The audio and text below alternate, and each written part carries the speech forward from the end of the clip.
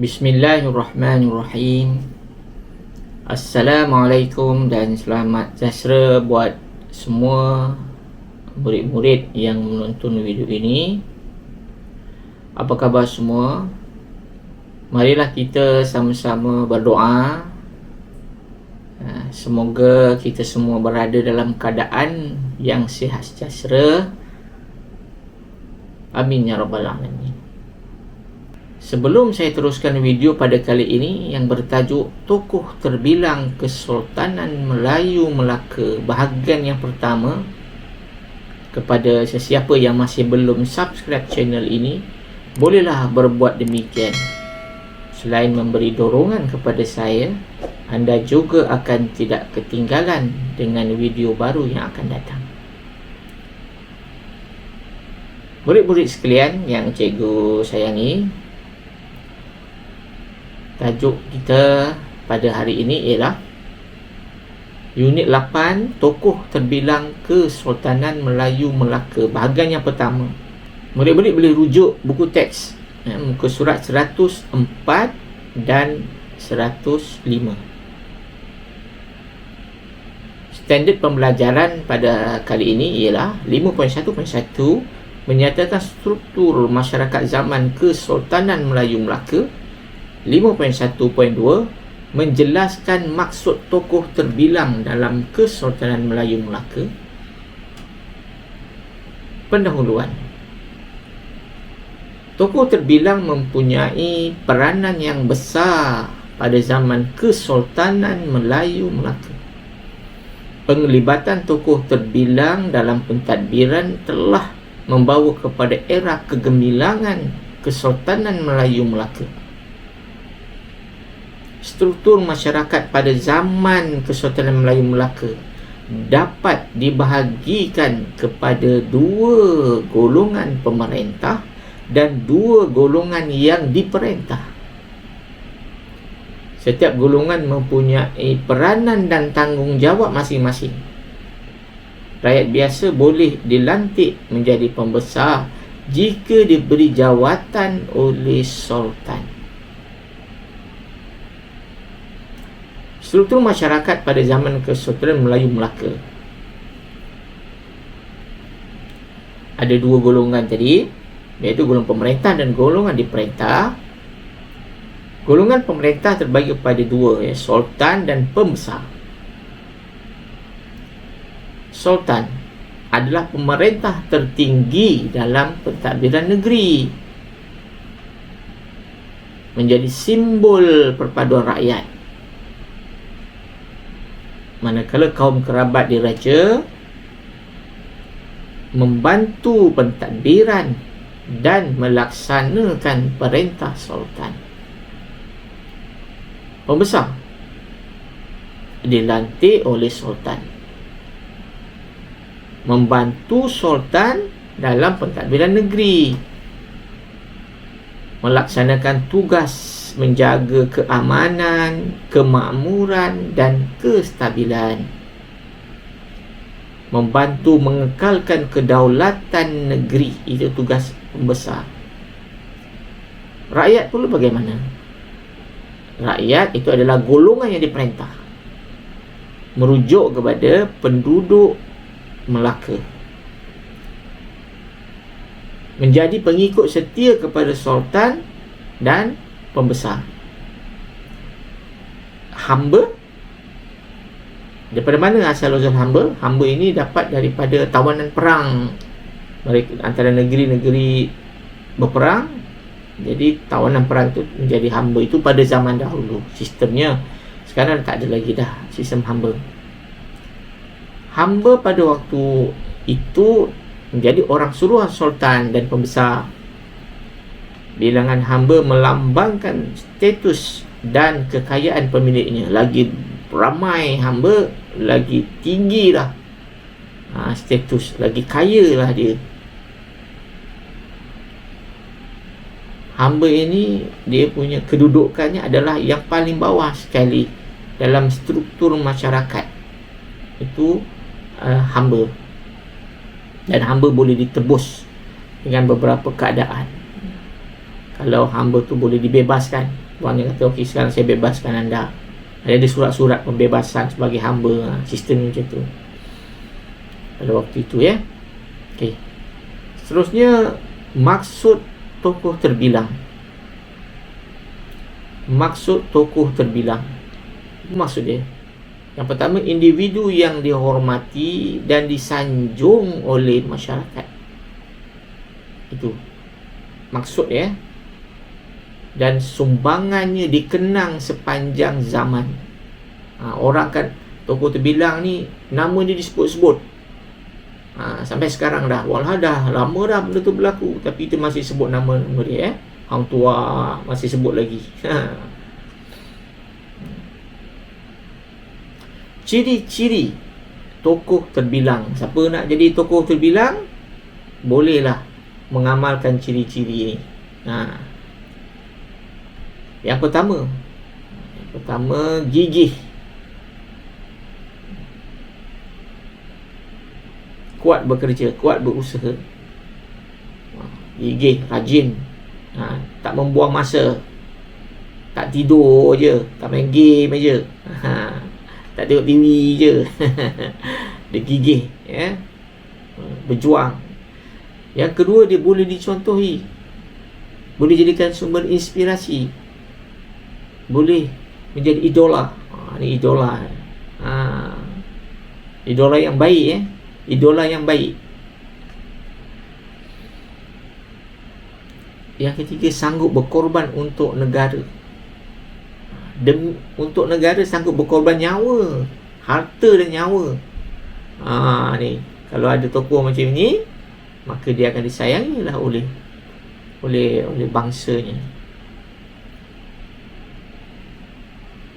Ciri tokoh terbilang yang keempat ialah berpengaruh. Kata-katanya didengari oleh orang-orang lain. Kalau dia ada kehendak, orang lain akan ikut kehendak dia. Kalau dia mengarahkan, orang akan mengikut arahan dia. Dia ada aura. Bukan semua orang boleh jadi tokoh yang terbilang ni, anugerah ni. Yang keenam, mempunyai sikap amanah. Apakah tujuan menjadi tokoh apa? Antaranya menjadi pemimpin, antaranya adalah menjaga rakyat. Menjaga apa? Menjaga ekonomi rakyat, ya, kewangan, menjaga kesihatan rakyat, nyawa rakyat, amanah. Dan dia betul menjalankan tugasnya secara amanah, tidak menyeleweng. Duit negara tu untuk rakyat, bukan untuk diri sendiri, untuk kekayaan diri sendiri. Itu tidak amanah. Yang ketujuh, mempertahankan kedudukan negara. Jadi ada nak menjajah, dia cuba pertahankan. Ada yang nak mengancam, menyerang, dia melawan. Dia mengukuhkan, siagakan tentera rakyat untuk menentang penjajahan. Tu leader. Ada tokoh terbilang, ada tak?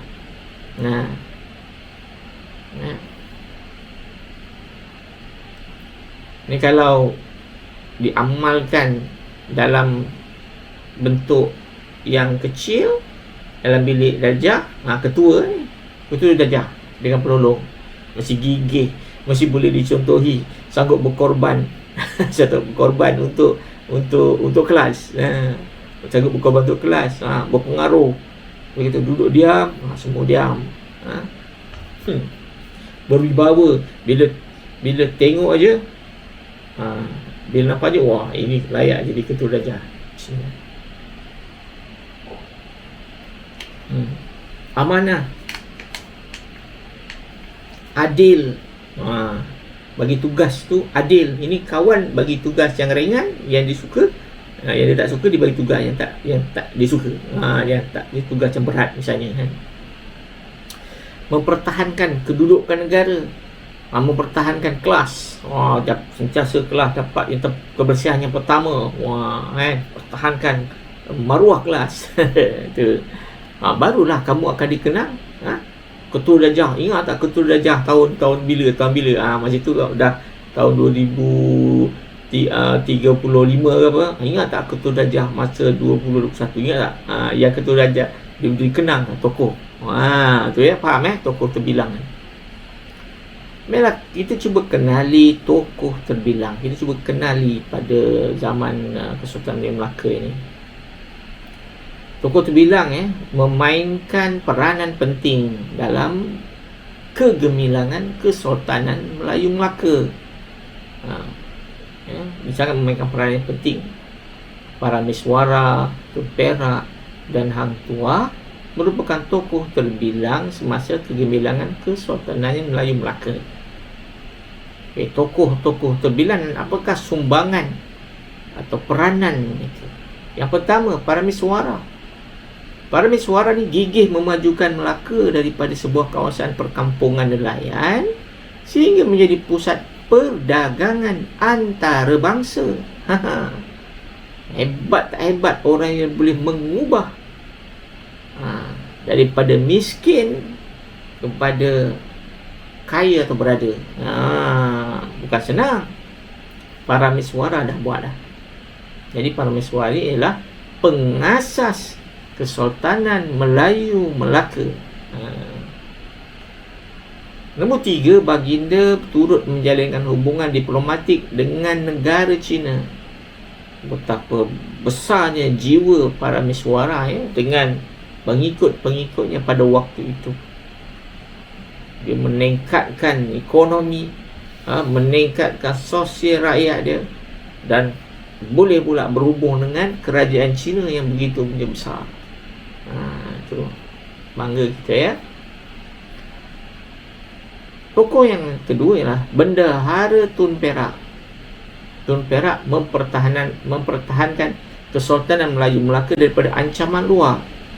Tun Perak ni pandai bersilat ni. Beliau menguruskan pentadbiran secara sistematik. Dia ada dia punya sistematik tu tersusun. Beliau menunjukkan kesetiaan yang tinggi terhadap pemerintah. Itu penting. Setia kepada pemerintah. Lawannya ialah khianat kepada pemerintah. Kan lain. Setia tu positif, khianat tu negatif. Nombor 4, beliau berjaya menguasai Pahang. Daripada Melaka pergi Pahang. Dia menawan Pahang. Dia melebarkan empire dia ke Pahang. Dulu kira besar lah. Hang Tuah ni mempertahankan dan menjaga keselamatan perairan Melaka daripada serangan musuh. Dia bahagian-bahagian perairan, bahagian-bahagian tepi-tepi pantai yang Tun Perak ni dia dalam negeri. Yang ini bahagian tepi pantai. Laksmana Hang Tuah. Dia Laksmana ni merujuk ke pegawai tepi pantai. Hang Tuah mempertahankan dan menjaga keselamatan perairan Melaka daripada serangan musuh. Lagilah hebat Hang Tuah ni, dia pandai berlawan. Beliau menjadi utusan Kesultanan Melayu Melaka. Kalau Sultan kata kita ada urusan, kita ada perjanjian dengan kerajaan di luar, jadi Hang Tuah akan dihantar sebagai wakil. Sebab Hang Tuah ni dia pandai berdiplomasi. Dia pandai komunikasi. Diplomasi itu dia punya istilahnya apa macam ni PA. Macam mana PA? Dia punya bukan semua orang boleh berkomunikasi, berdiplomasi dengan baik. Tokoh seterusnya nombor 4 ialah Sultan Mansur Shah. Sultan Mansur Shah. Dia ada sultan dia kat sini. Ada 3 sultan. Sultan Mansur Shah, Sultan Alauddin Riwayat Shah, Sultan Muzaffar Shah. 3 yang nama yang menjadi ingatan, menjadi tokoh terbilang Sultan Mansur Shah. Baginda berjaya mempeluahkan Empayar Melaka dengan menakluki Bernam, negeri Perak dan juga Siak. Baginda menjadikan Melaka sebagai pusat penyebaran agama Islam dan pusat pendidikan.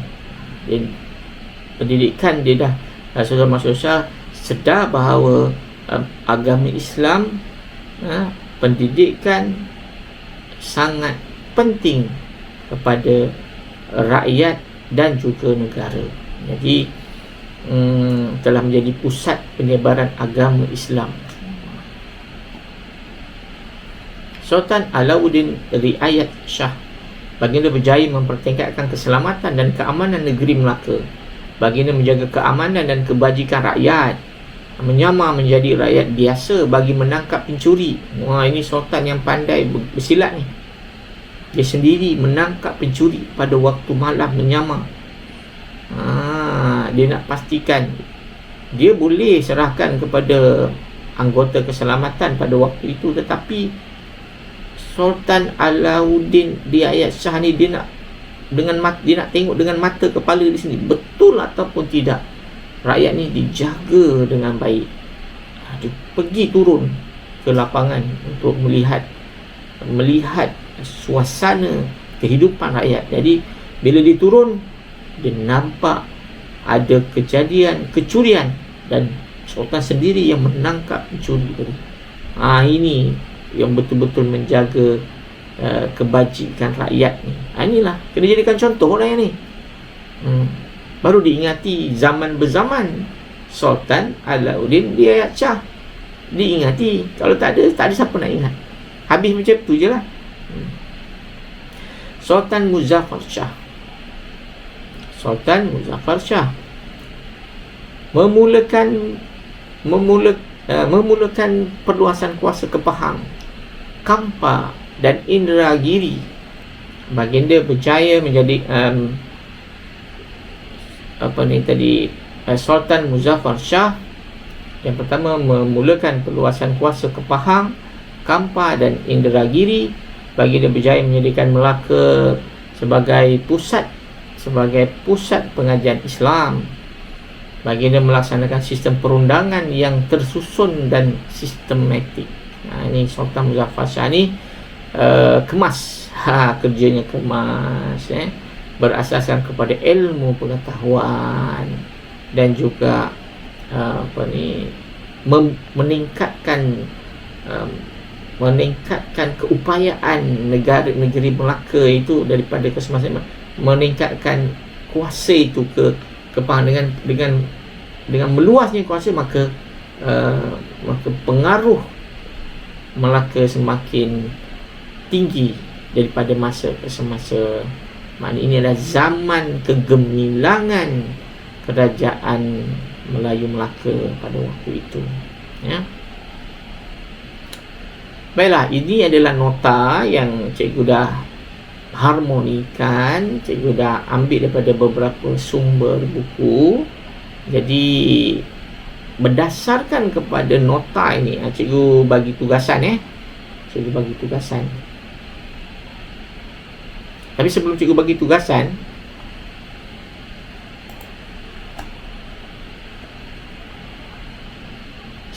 beri tugasan, ini ada 3 soalan berdasarkan nota dan penerangan cikgu sebentar tadi. Lihat soalan, lihat soalan, cuba jawab soalan. Kalau boleh jawab 3 ni tanpa melihat nota tadi, makna faham lah. Nombor 1, ini soalan bentuk peperiksaan, ujian. Nombor 1, tokoh yang disegani di tempat kamu seharusnya memiliki ciri-ciri seperti berikut. Yang pertama, kaya. Betul tak kaya? 1. Betul tak kaya? Kamu rasa? Semestinya tokoh tu mesti kaya. Habis kalau tokoh tu miskin, tak boleh. Tokoh tu miskin. Miskin tu bukanlah bermaksud baju tu baju buruk, tidaklah sepatutnya. Maksudnya tidaklah kaya. Maksudnya kaya raya maksud itu. Tak semestinya kan. Okey, jawapan nombor 1 tu satu Roman tu kita tolak. Kalau tolak, kamu tengok A dengan B, dari satu Roman kan dua-dua kan. Jadi automatik dua-dua tu salah kan. Jadi kita abaikan. A dengan B ni kita abaikan. Dia bukan jawapan dia antara C dengan D. Okey. Rumah yang besar. Oh, jadi pemimpin rumah kena besar. Rumah kena besar lah Tak semestinya. Tak semestinya rumah dia kena besar. Okey. Jadi nombor 3 ni ni macam mana ni? Oh, betul lah. Nombor 2. Ya, betul. Nombor 2 ni salah lah. Kalau nombor 2 salah, maknanya C salah. Jadi kalau tak ada pilihan, D jawapannya. Tak ada pilihan. Iaitu pemimpin kena mempunyai akhlak yang mulia. Semua sebut akhlak mulia ni. Kadang-kadang tak faham apa tu akhlak mulia.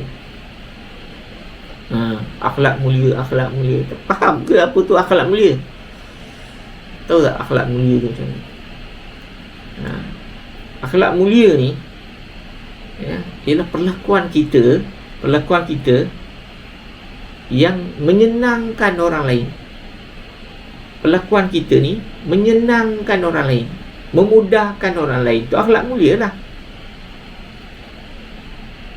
Kalau kelakuan kita tu menyebabkan orang lain menjadi susah hati, itu akhlak tu tak mulia. Walaupun kita diam je. Macam bagus diam tu, tapi dengan diam kamu tu menyebabkan orang tu menjadi susah, tak mudahkan orang, maka itu bukan lagi akhlak mulia. Lalu berselisih, kamu buat tak tahu je dengan orang. Walhal dalam satu bangunan, satu kelas, satu organisasi, tapi buat tak tahu je. Senyum tidak, bagi salam pun tak mau. Macam mana tu? Akhlak mulia tak? Itu akhlak mulia, iaitu menyenangkan. Perangai kita tu menyenangkan orang, memudahkan orang. Ini pemimpin nak kena akhlak mulia, nak mudahkan orang, nak bagi kebajikan ke orang. Barulah pemimpin tu jadi terbilang. Prihatin, ambil berat, ambil tahu rakyat tu makan ke tak makan ke, sakit ke, sihat ke, sihat alhamdulillah lah, sakit ke,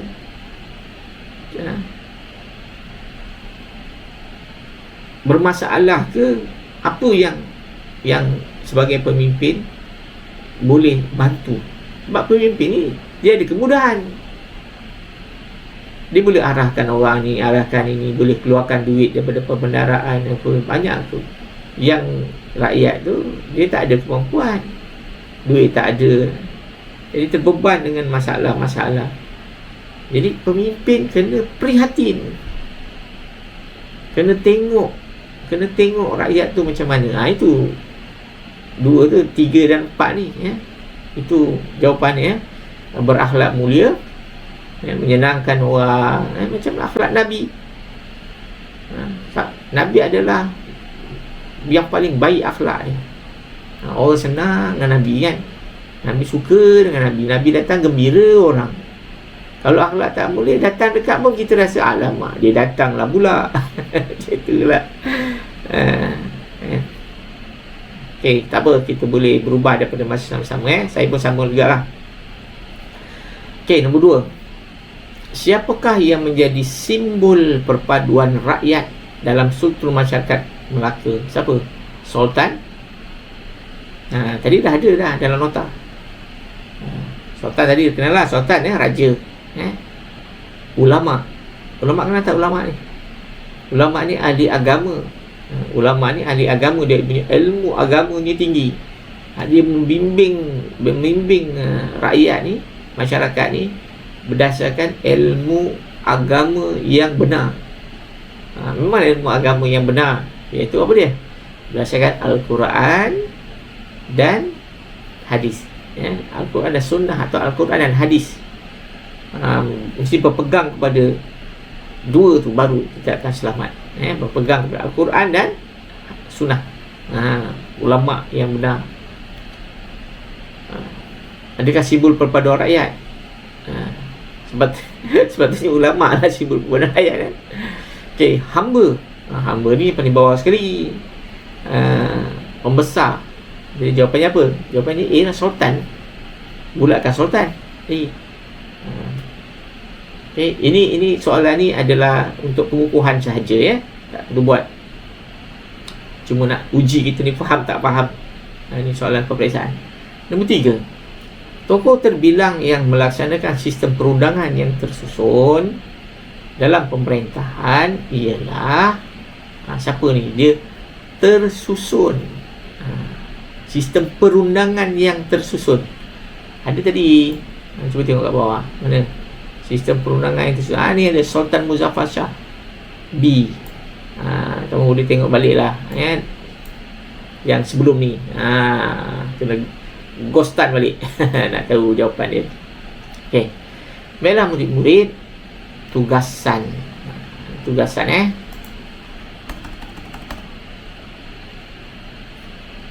Okay. Tugasan kali ini ialah tugasan minggu yang ke-24. Minggu yang ke-24. Siapkan buku aktiviti muka surat 65 dan 66. Tugasan siapkan buku aktiviti muka surat 65 dan 66. Kali ni cikgu tak buat. Cikgu kali ni bagi kamu buat. Sebab apa? Sebab jawapannya dah ada dekat nota. Ada semua. Tengok nota yang atas tadi tu, fahamkan lagi, ghostan lagi, ke belakang lagi, tengok jawapannya ada. Buku aktiviti muka surat 65 dan 66. Cara menulis mana? Guna buku latihan. Siapa yang ada buku latihan, guna buku latihan. Atau tak ada buku latihan, tertinggalkan sekolah, tak beli, salin dalam buku tulis. Nak salin bukan dengan apa? Video saya ni lah, nanti saya bagi. Saya bagi kat video, besarkan dia. Dia macam mana dah? Siapa pakai handphone boleh besarkan lah. Boleh nampak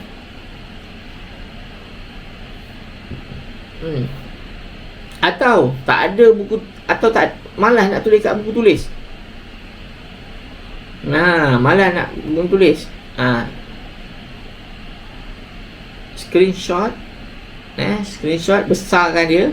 Kalau besarkan memang nampak blur sikit lah, tapi janji boleh baca. Ada mungkin kat rumah boleh mungkin kat rumah ada macam saya ni. Mungkin kat rumah ada tablet ataupun handphone yang ada pen kan, ataupun macam mana yang boleh tulis pakai tangan kan. Boleh tulis pakai tangan boleh pakai tangan. Macam manalah gunakan pen digital. Macam manalah guna pen digital. Asalkan boleh tulis yang mudah. Yang mudah. Cuba buat. Okey. Dah buat macam tu, macam mana nak hantar? Macam mana hantar? Okey. Dah siap tu, ambil gambar. Kemudian ambil gambar, kemudian kamu ataupun screenshot, ambil gambar ataupun screenshot, kemudian hantar ke Google Classroom sejarah tahun 4 kelas masing-masing.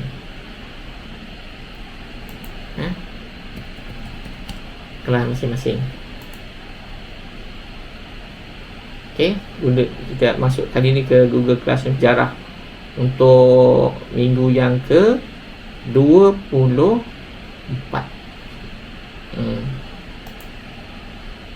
Okey.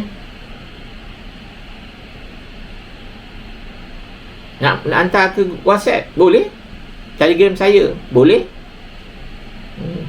Cikgu boleh tak nak hantar kemudian boleh juga. Nanti bila bersemuka nak hantar, tulis. Saya dah buat dalam buku latihan cikgu, tapi Boleh tak saya nanti hantar je lah bila? Boleh. Boleh, tak ada masalah. Boleh. Asalkan buat. Asalkan kamu buat tugasan ni. Jangan tak buat langsung. Kehadiran jangan lupa isi. Kehadiran tu evident. Kamu menyertai PDPR cikgu. Itu penting. Jadi tugasan itu penting. Tugasan yang cikgu beri itu penting. Untuk apa? Untuk penilaian PBD. PBD dia ada penilaian. Dia ada penilaian. Jadi mestilah ada beza murid yang buat tugasan yang banyak, yang gigih, dengan murid yang sederhana, dengan murid yang tak buat langsung. Jadi macam mana cikgu nak tahu? Dengan menghantar tugasan. Baru cikgu nampak. Baru cikgu boleh menilai. Jadi penting untuk menghantar tugasan, untuk cikgu tahu kamu buat kerja. Kamu kena tunjukkan kamu buat kerja, baru cikgu boleh menilai. Okey, sekian sajalah pengajaran cikgu pada kali ini. Cikgu harap kamu faham dengan apa yang cikgu ajarkan sebentar tadi. Okey, murid-murid, sekian sahaja. Assalamualaikum warahmatullahi wabarakatuh.